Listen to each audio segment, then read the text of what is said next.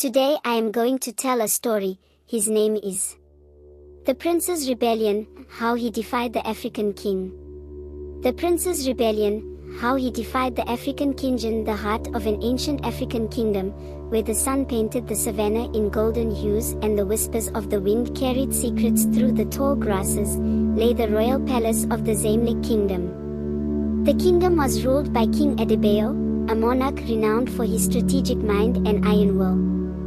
However, beneath the veneer of a prosperous and orderly realm, tensions simmered, threatening to upend the royal lineage. Prince Is, the only son of King Adebayo, was a figure who inspired both admiration and concern among the people.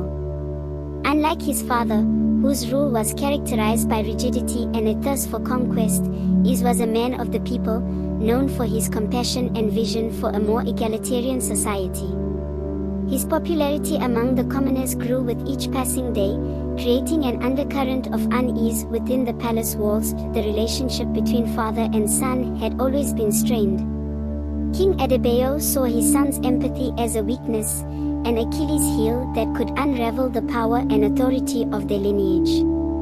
Is, on the other hand, respected his father's strength but believed that true leadership lay in the ability to unite and uplift the people, not merely to dominate them. The tension reached a boiling point when King Adebayo announced a series of harsh new taxes to fund his latest military campaign. The kingdom was already reeling from the burden of previous levies, and the announcement sparked immediate unrest.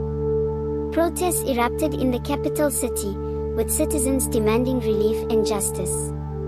Prince Is saw this as an opportunity to champion the cause of the people and prove his vision for a different kind of rule. Is approached his father in the grand hall of the palace, where the air was thick with the scent of incense and the walls echoed with the whispers of history. "Father, the people are suffering," he began, his voice steady but filled with urgency. "We cannot continue to bleed them dry for the sake of more conquests. We must listen to their cries and find another way." King Adebayo's eyes narrowed, his expression hardening into a mask of defiance. "You speak like a child, Is," he retorted, his voice a low growl. "You do not understand the weight of the crown. Our strength lies in our ability to project power. Without it, we are nothing." Is's heart sank, but his resolve only grew stronger. "Strength is not only in the sword, Father. It is in the hearts of the people. If we continue on this path, we will lose their loyalty and their trust.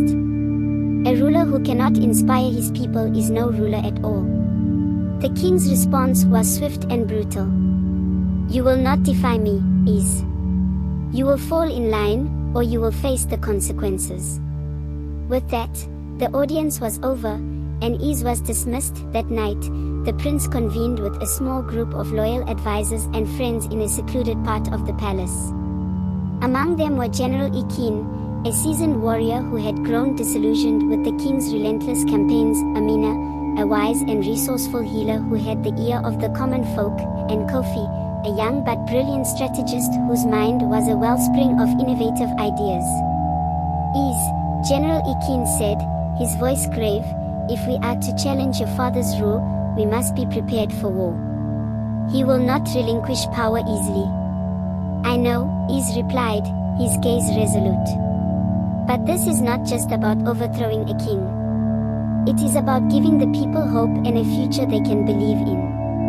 We must be careful, strategic. We cannot afford to fail." Over the next few weeks, Is and his allies worked tirelessly to build a network of support within the kingdom.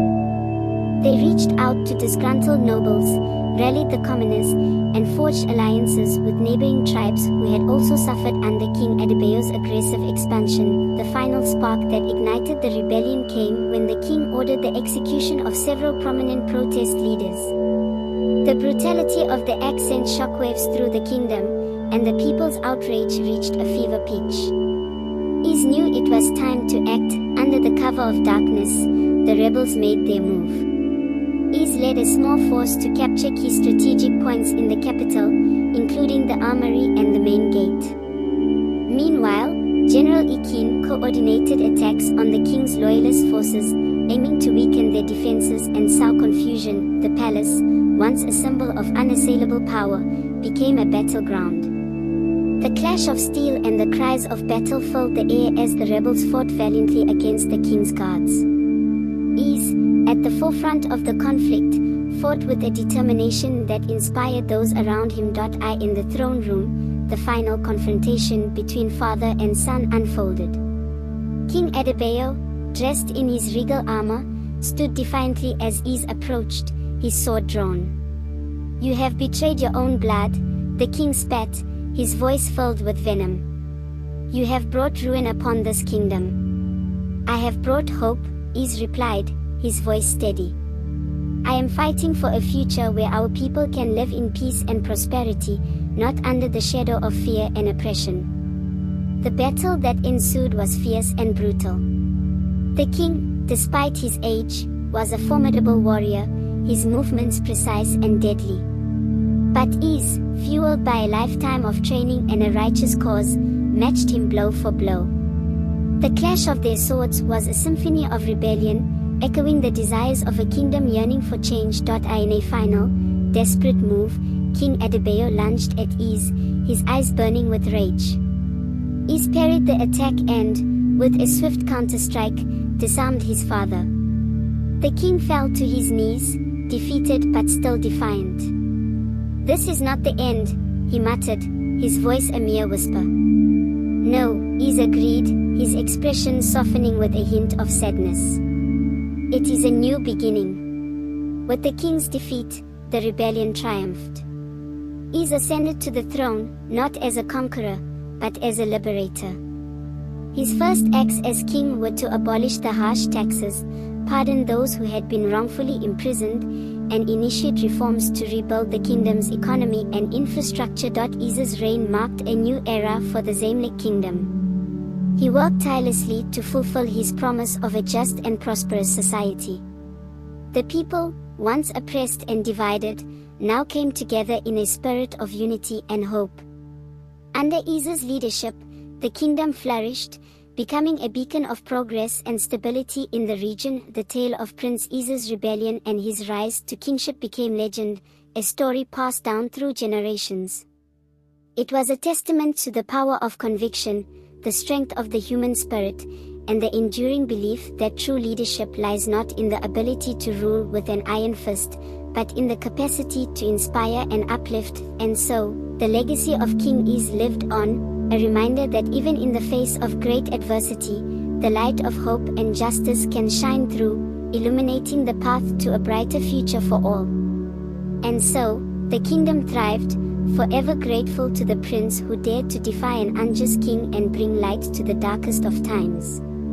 Like and share and subscribe to the channel.